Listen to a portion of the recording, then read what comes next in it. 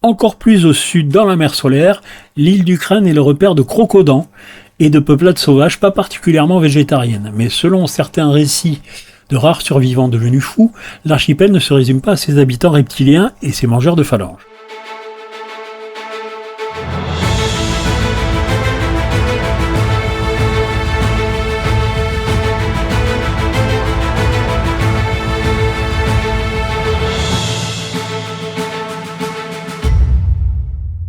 Et ben voilà, nous y sommes, on a rejoint la Dungeons Factory sur sa chaîne Twitch, salut. On attaque cette nouvelle session, bricolage et peinturlure, ça s'appelle comme ça parce que on bricole, on dessine, on peint, on fait de la 3D, on crée pour le jeu de rôle essentiellement. On produit non seulement des accessoires de jeu de rôle, de table essentiellement, mais aussi le jeu de rôle de la Vallée des Totems dont on vous parlera de multiples reprises. Donc on va attaquer sur Incarnate, le logiciel Incarnate Online. On va tout simplement continuer notre travail sur l'île d'Ukraine qu'on a abordé il y a 2 semaines.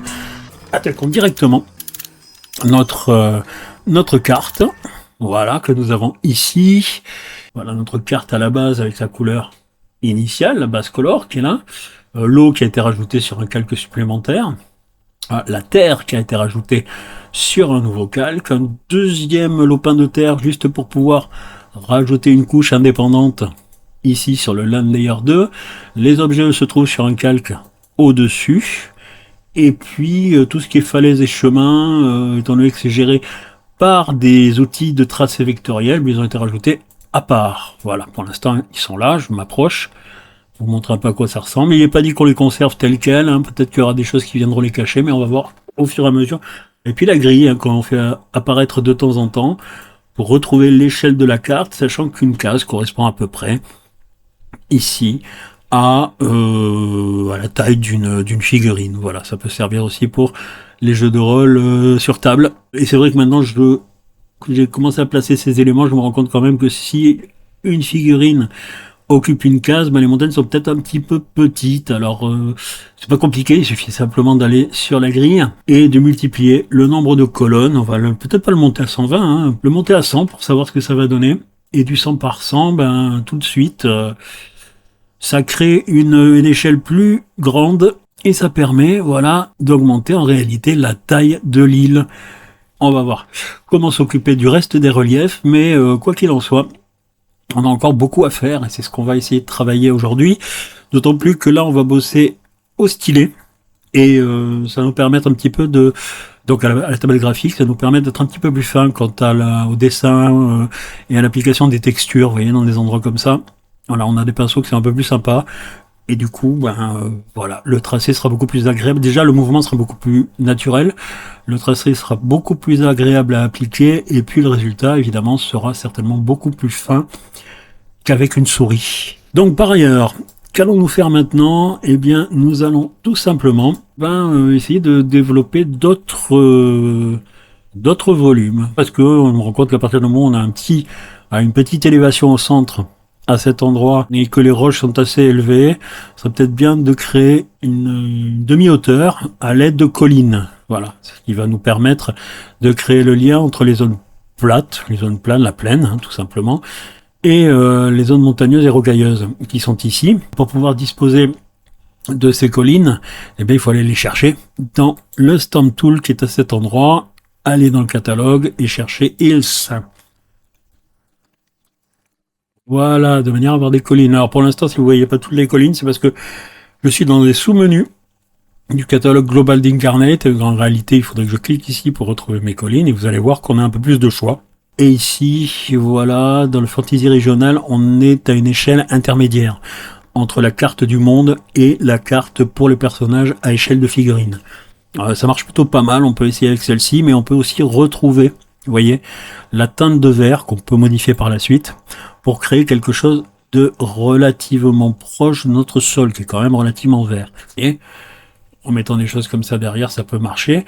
Maintenant, lorsque je vais m'approcher du bord, déjà, il va falloir que je fasse attention à celle-ci et à son placement, puisque on la voit déborder sur la montagne. Voilà, ce qui veut dire que si je veux que ma colline nouvellement installée soit Derrière celle-ci, il va falloir que je la mette en dessous de -1, c'est-à-dire -2 par exemple. Voilà, -3 ça ne servira à rien.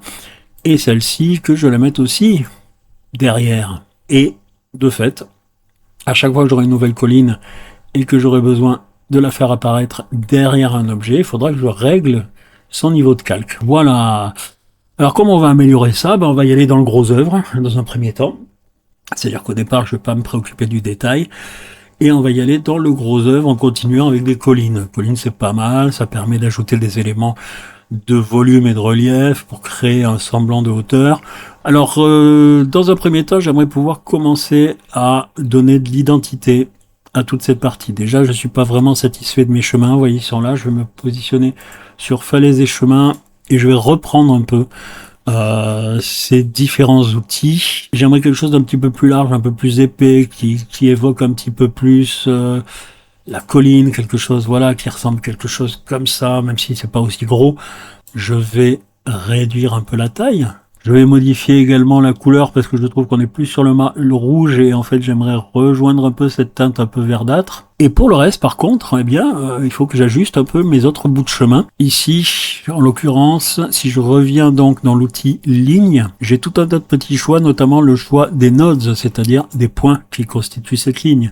Et réajuster ce point pour donner l'impression, voilà, qu'il va se perdre un peu dans la mer, qui va rejoindre un peu la partie de terrain que j'ai posé là, voilà, peut-être carrément tomber dans l'eau, pourquoi pas, ça peut être sympa. Ça va me nécessiter bien entendu que je revoie un peu le deuxième land layer qui est ici. Donc, je mets là-dessus, ce fameux land layer, je le masque, je le gomme, j'ai exactement ce qu'il me faut, et j'ai le subtract qui est à cet endroit-là, c'est-à-dire le moyen d'enlever la terre sur ce calque à cet endroit. Et puis je vais gommer, pour donner l'impression comme ça que il y a un lien entre mon objet que j'ai positionné sur le calque objet et le morceau de terre que j'ai développé ici. Il y aura certainement des choses à placer là. Pour le reste, le land brush, donc ce calque-là, qui est finalement le calque de terre principal, ne suit pas correctement les contours. Donc je m'en occupe également en passant sur son masque, en enlevant peut-être cette partie. Finalement, ça peut être sympa de laisser justement l'eau de la rivière longer la côte. Je peux retracer un peu son contour et son parcours sur cette zone-là. Alors bien entendu, on n'a pas attaqué la végétation. Alors, il faut vous dire une chose, c'est que quand on va commencer à mettre quelques arbres par devant, ça va masquer un peu la misère et ça va fonctionner. Toujours est-il qu'on va avoir besoin peut-être d'un peu de sable pour le contour. Et c'est pour ça d'ailleurs que je vais travailler maintenant avec le stylet, parce que je trouve que c'est un peu plus sympa.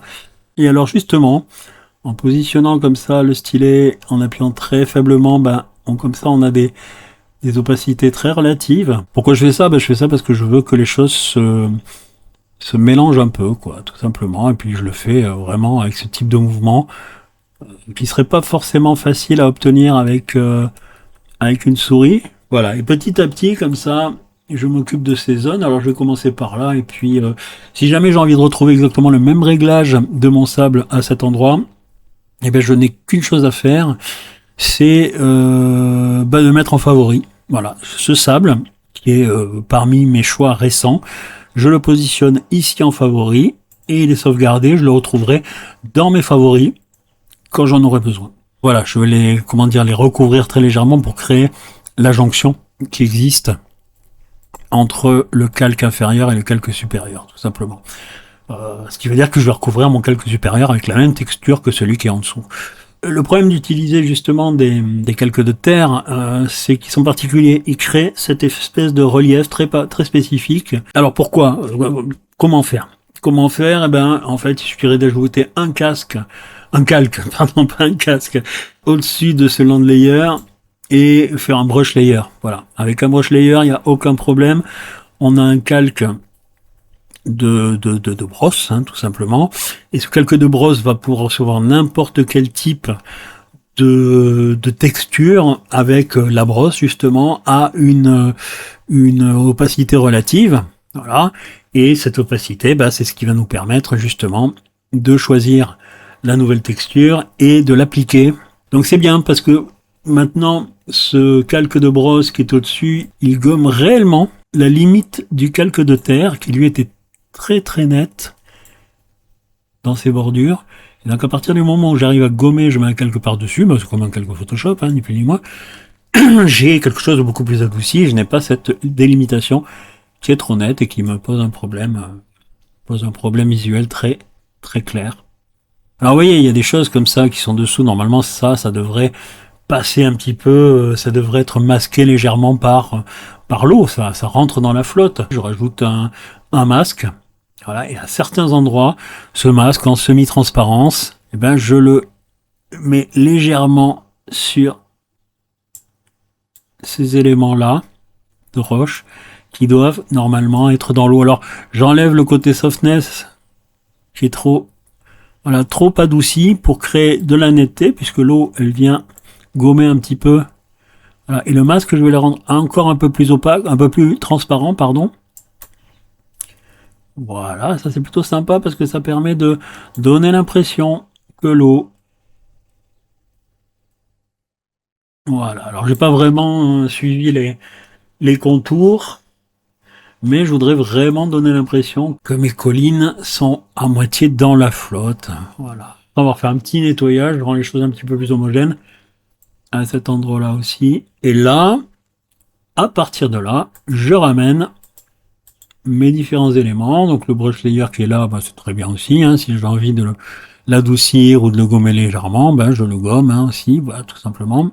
Avec les falaises de chemin qui n'ont rien à voir, qui ne serviront pas, mais les objets qui viennent par-dessus maintenant vont être visibles. Et à partir de là, maintenant que je rajoute mon objet, je me rends compte que je peux travailler correctement mon masque. Et ce que je vais enlever sur le masque, là, ça va se ressentir. Donc, le masque noir ici, à cet endroit, il va disparaître. Voilà, ça va être un peu plus précis. Donc, on a fait un nettoyage correct. Alors, un petit détail ici que j'ai remarqué qui me gêne un peu, malgré tout, qui pose un problème. Vous voyez ce crâne, ici, il est sympa, mais il passe par-dessus ces montagnes. Donc, c'est pas compliqué, on va reprendre nos montagnes, notamment celle-ci, et positionner le crâne derrière, ou monter un petit peu ces montagnes-là. Donc, je vais les monter progressivement. Celles qui sont à l'avant-plan vont passer maintenant au niveau 4. Celle qui est derrière va passer au niveau 3. Pardon. Celle qui est ici va passer devant. Voilà, il a une toute petite zone qui me gêne, qui est pas très très belle. Il faudrait y trouver quelque chose. Donc, on va essayer de positionner une montagne par devant, changer d'orientation, voir si on ne peut pas peut-être la placer derrière. À mon avis, voilà, elle est bien. Celle-ci, par contre, qui est derrière, n'est peut-être pas assez grande et c'est peut-être ça qu'il faudrait ajouter. Obtenir un élément ici un peu intermédiaire, là, qui serait dans le bon sens et qui pourrait aussi faire le lien. Mais pour cela, j'ai besoin d'un truc qui soit dans le même sens et surtout quelque chose qui retombe proprement, comme celui-ci par exemple. Alors on a passé beaucoup de temps là-dessus, c'est sûr. Il est clair que on va maintenant s'attaquer à autre chose. Et puis on va travailler sur un nouveau calque d'objet qu'on va appeler végétation. Pour la simple et bonne raison qu'on va y placer, devinez quoi? De la végétation. La carte qu'on est en train de fabriquer est aussi une carte qui a un rapport assez étroit avec le monde de la vallée des totems, puisqu'il s'agit de l'île du crâne. Et pour ceux qui ont déjà l'extension, vous avez sans doute déjà dans la boîte la carte du monde, et sur la carte du monde, cette île est située complètement au sud-ouest. Voilà. Alors, je vous ai dit tout à l'heure qu'on allait se faire un calque végétation. Calque végétation, je vous le fais apparaître ici. Il est là. Ce fameux calque végétation, hop, pour l'instant, n'a aucun objet dans cette zone.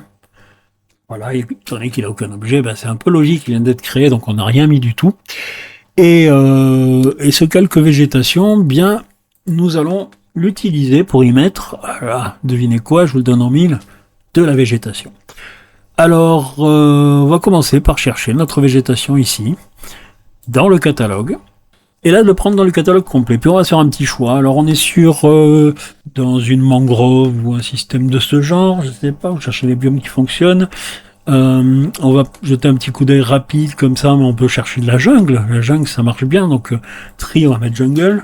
Moi, je pense qu'on va essayer de travailler à partir de ce fameux jungle tree qui est ici, qui est un peu petit, donc on va essayer de grossir un peu ces arbres. Remettons la grille, histoire de se faire une idée. Vous voyez, si votre personnage tient dans une case, il faut que l'arbre soit un petit peu plus gros. Et puis on va voir ce que ça donne, si on en arrive à poser quelques-uns. Alors voilà. Alors ça me permet de vous expliquer un petit peu rapidement le fonctionnement des stamps aussi, quand on doit par exemple mettre des arbres ou même des collines, ça marche aussi. Et la possibilité justement d'en placer un seul, chaque fois que vous tamponnez, ou chaque fois que vous déplacez en appuyant sur votre souris, puis ça permet d'en placer plusieurs. Voilà, et ce qui est sympa, c'est que vous avez des options comme ça, vous les mettez sur une zone plus ou moins grande, avec une densité plus ou moins importante, et vous pouvez éventuellement, mais alors là pour les arbres ça marche pas des masses, rendre aléatoire l'angle. Ça c'est pas terrible, parce que j'ai pas envie d'avoir des arbres plantés à l'envers, avec les racines au-dessus, mais voilà, donc on a cette fameuse végétation qui est ici, et si je fais ça à la densité un peu inférieure, ça nous donne un résultat comme ça. Bon, on est sur des jungles, hein, donc la densité on peut l'augmenter un petit peu, on peut avoir aussi des zones un petit peu moins grandes, histoire de mieux maîtriser notre tracé. Et on va voir ce que ça donne sur certaines zones. Alors on va faire un petit test plutôt de ce côté-là, pas dire qu'on va faire ça partout. Et on va placer ces arbres à cet endroit-là. Et une fois qu'ils seront placés, après on fera du nettoyage. On va s'occuper de certains arbres. Ils sont tous maintenant indépendants les uns des autres, ça veut dire qu'on peut en mettre des kilos. Mais peut-être ça peut être sympa de se créer des petites zones dégagées, des routes, voilà, sur lesquelles on va pouvoir ajouter des détails. C'est pas une texture, hein, ça reste des objets, quoi. Donc on va les mettre là. Bien, donc comme ça on a recouvert un petit peu cette zone et on voit pas précisément le bord. Alors là par contre inversement ça me gêne un peu parce que j'aime bien cette bordure, donc je vais peut-être déplacer ces arbres, hein, ceux qui sont là. Par contre, vu qu'on est sur des choses qui fonctionnent pas bien, voilà, là ça marche, j'aime bien, j'ai rien contre. On va créer un peu plus de diversité. Oui, au milieu il y a un palmier, voilà, il est sympa ce palmier, on va le mettre là. Ok, et se créer une deuxième ouverture. Et puis je vois si je peux pas en placer quelques-uns un peu par-ci par-là, mais peut-être avec une surface, une aire un petit peu moins grande. Voilà. Pour l'instant c'est tout. J'ai pas besoin de faire plus parce que je voudrais pas non plus que tout soit rempli par la même espèce, par le même type de végétation. J'ai besoin de plein d'autres choses. Il y a des choses dans l'eau, par exemple ici, qui peuvent être intéressantes. Ok, par ici, je peux en rajouter quelques-uns si j'ai envie, mais bien entendu, il faudra réduire un peu la taille. Alors c'est pour donner un semblant de perspective, hein, c'est pas monstrueux, mais si je regarde bien, je suis censé quand même être sur une carte avec une grille carrée qui a la même taille partout. On n'est pas sur ce type de grille, l'isométrique. Donc on va rester sur de la grille carrée, tout simplement pour pouvoir jouer avec nos figurines par la suite. Mais voilà ce qu'on obtient, il y a des choses qui marchent bien, on peut même se payer le luxe de prendre une petite plante comme ça au hasard, voire même parmi celles qui nous plaisent comme ça, la choisir. Se dire tiens, je vais prendre celle-ci ou celle-ci ou celle-ci, c'est sympa celle-là, et de la placer, je sais pas moi, là, j'aime bien là. Voilà. Et évidemment, n'oublions pas une chose importante, c'est sauvegarder. Si vous me laissez 5 minutes, je vais en profiter pour vous lire quelques informations relatives à l'île du Crâne qu'on peut trouver d'ailleurs dans l'extension Sanctuaire des Ombres relative à l'île du Crâne. De l'île du Crâne, on en dit la chose suivante. Encore plus au sud, dans la mer solaire, l'île du Crâne est le repère de crocodans et de peuplades sauvages pas particulièrement végétariennes. Mais selon certains récits de rares survivants devenus fous, l'archipel ne se résume pas à ses habitants reptiliens et ses mangeurs de phalanges. D'audacieux explorateurs sont aussi attirés par les secrets et la végétation particulière des lieux. Il se dit même que les lianes qu'on y récolte sont bien plus résistantes et longues que sur le continent. D'autres récits font mention de riches et abondants filons de charbon. Les sorciers seront sans doute plus intéressés par l'histoire de cet ancien temple des éléments encore parfaitement conservé, construit dans la jungle. Ça nous intéresse. Sur l'île du Crâne, l'influence de l'eau est prépondérante et tous ceux qui ont adopté ce domaine gagnent 2 points d'aspect à leur totem d'eau, mais c'est ce que racontent les légendes. Après tout, peut-être n'y a-t-il rien d'autre que les crocodans sur cette île. Ce serait peut-être intéressant d'aller faire un petit tour et de trouver un emplacement pour y positionner ce temple. Alors où est donc ce temple et où pourrions-nous le mettre? Moi je sais pas, je me dirais qu'il pourrait être dans la jungle, peut-être par ici, ça vaudrait le coup, il faudrait quelque chose de relativement grand. Regardez comme il est beau celui-ci, il est chouette celui-ci, il serait vachement bien dans une jungle. Construction de ce genre, ça marcherait plutôt pas mal, je serais assez pour. Oui, il serait là, mais attention, on va se remettre la grille pour que cette entrée, elle soit quand même relativement grande. Donc vous voyez, il y a 2 personnes qui peuvent rentrer, même 4, hein, facilement, je trouve que c'est suffisant. Alors, on va pas le mettre dans la végétation, on va le mettre dans les montagnes. Je vous explique simplement pourquoi, c'est que simplement, on va le cacher. Donc il est dans les montagnes pour l'instant, le pauvre. On voit pas beaucoup. Alors ça veut pas dire que je vais les supprimer, ça veut dire simplement que ces arbres-là, je vais les positionner derrière. Alors c'est un peu compliqué à avoir, je vais les prendre un par un, en tout cas un avec contrôle. Tout ce qui est par là, à mon avis, ça peut très bien passer derrière, dans la zone montagne. C'est-à-dire que je vais les changer ici et les mettre dans montagne. Et eux, je vais les passer tout simplement en dessous. C'est-à-dire que je vais descendre leur niveau de calque pour qu'ils soient tous derrière. Je vais mettre à -4, ça devrait être suffisant. Que font ces arbres-là, malheureusement? Je vais vérifier ici. Ils apparaissent pas. Donc on a fait un peu le tour, hein, vous voyez. Ça marche plutôt bien, ça va créer la jonction. Ensuite, on va s'occuper de ce qui est devant. Et par conséquent, alors, je réactive un peu mon building. C'est pas grave, je vais passer sur un autre calque, le calque végétation. Je vais le faire réapparaître. Et ce calque végétation, ben, je vais enlever tous les arbres qui sont devant. Je vais laisser l'entrée disponible et visible. Donner l'impression qu'on peut y accéder. Peut-être même creuser un peu de ce côté-là. Cacher un peu les jonctions entre le sol et le bâtiment. Et puis, bah déjà, c'est pas trop mal, vous voyez, ça fonctionne, hein, on a ce petit truc-là qui marche. À cet endroit, Land Layer 2, je prends Passo, une texture, je vais mettre Swamp, pourquoi pas. Alors d'abord, la texture, je vérifie qu'elle soit à la bonne taille, prendre un truc un peu plus petit. Donc c'est des choses comme ça qui permettent de rajouter un petit peu d'herbe à cet endroit. Voilà, et de rendre les choses un petit peu plus fondues entre elles, c'est ça qui est important, quoi. Voilà, comme ça. Et puis ça suffit à créer un peu de diversité. Vous rendez les choses un peu plus nettes à cet endroit-là si vous voulez, mais ça s'arrête. Voilà. Après, si vous voulez éviter les jonctions un peu trop abruptes, un petit peu trop irréalistes, rien ne vous empêche d'aller chercher directement une petite colline. À partir du moment où vous trouvez la bonne, voilà, vous pouvez avoir un truc comme ça, puis après vous pouvez avoir des petites masses comme ça de terre qui apparaissent. Alors qu'est-ce que je vais faire pour raccorder tout ça maintenant? Je vais changer la couleur. Tout simplement, je vais le rendre un petit peu plus vert. Voilà. Et peut-être un peu plus saturé si nécessaire, voire même un peu plus sombre.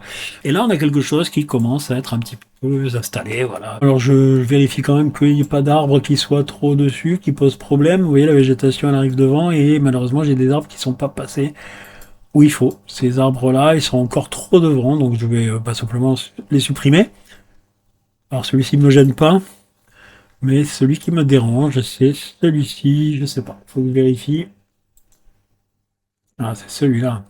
Celui-ci, il est dans végétation, je pense, et il est effectivement devant. Donc on va le supprimer, ça ne posera pas de problème. Personne ne verra d'inconvénient à ce qu'ils disparaissent. Je veux pas que des arbres soient par-dessus mon toit et apparaissent au devant de mon bâtiment. Ça serait évidemment pas logique. De même que cet arbre-là est dans l'eau, donc au revoir. Hein. On va dire que t'as coulé, mon ami. Alors, comme je vous l'ai dit, hein, on n'est pas là pour faire du réaliste, on est là pour faire du crédible. Il faut que votre monde vive, qu'il soit un peu touffu, qu'il y ait des changements de couleur. Faut pas que tous les arbres aient la même teinte. On y reviendra la prochaine fois, bien entendu, parce que comme vous devez vous en douter, Rome ne s'étant pas fait en un jour, et l'Ukraine non plus, il est évident qu'on aura besoin d'un petit peu plus de temps pour modifier tout ça et créer notre île définitive. Voilà.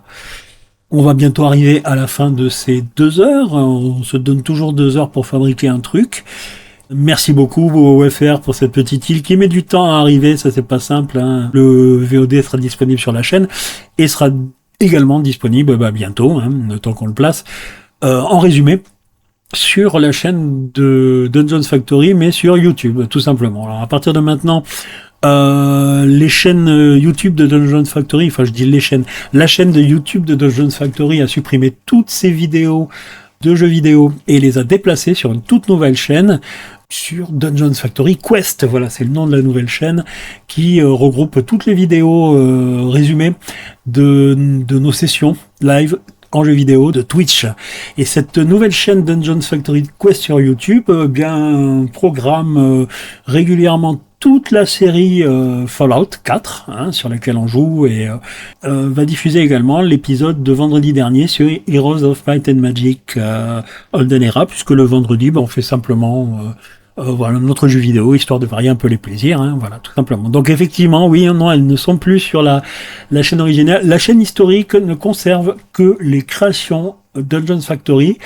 Et vous y trouverez également les lives du mardi sur la fabrication de nos outils. Tout simplement parce que ça fait partie de la création de Dungeons Factory, que ça a un lien direct avec ce qu'on produit, que c'est notamment des éléments qui existent dans le monde de la Vallée des Totems, le jeu de rôle de Dungeons Factory aussi, et les cartes qu'on fabrique, en live, vous pourrez les trouver disponibles dans le magasin virtuel. Vous aurez une grosse version JPEG de celle-ci lorsqu'elle sera terminée.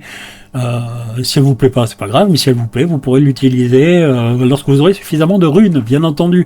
Faut collectionner les runes pour ça.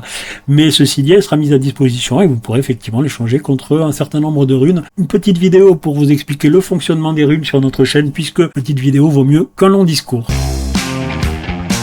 Salut à tous, ceci est une petite annonce de la Dungeons Factory. Aujourd'hui sur notre chaîne Twitch, on lance notre boutique virtuelle. Alors comment ça marche? C'est pas compliqué, vous venez nous voir sur notre chaîne Twitch, vous participez au live, vous racontez des trucs dans le chat, vous nous suivez, vous devenez follower, vous pouvez même vous abonner, vous êtes attentif, constant et un peu patient quand même, et vous accumulez des runes. Ouais, les runes.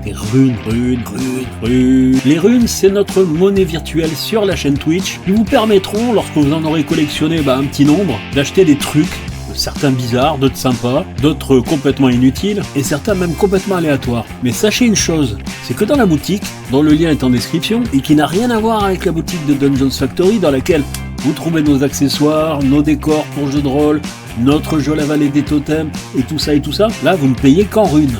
Runes. Ce qui fait que vous pouvez vous offrir des fonds d'écran, des carnets de floor plan en PDF à imprimer et découper, le plus petit jeu de rôle du monde, le combat des chefs, mais aussi, et là c'est un peu notre article vedette, la version PDF des règles de base de La Vallée des Totems.